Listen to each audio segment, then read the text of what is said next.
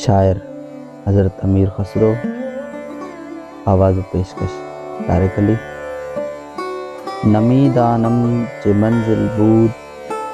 شب جائے کہ من بودم، بہر سے رقص بسمل بود، شب جائے کہ من بودم، پری پیکر نگار سر و قد لال رخسارے، سراپا آفت دل بود، شب جائے کہ من بودم، رقیباں گوش بر آواز او در ناز و من ترساں، رقیباں گوش بر آواز او در ناز و من ترساں، سخن گفتن چه مشکل بود، شب جائے کہ من بودم، خدا خود میر مجلس بود اندر لامکاں خسرو، خدا خود میر مجلس بود اندر لامکاں خسرو، محمد شمع محفل بود، شب جائے کہ من بودم۔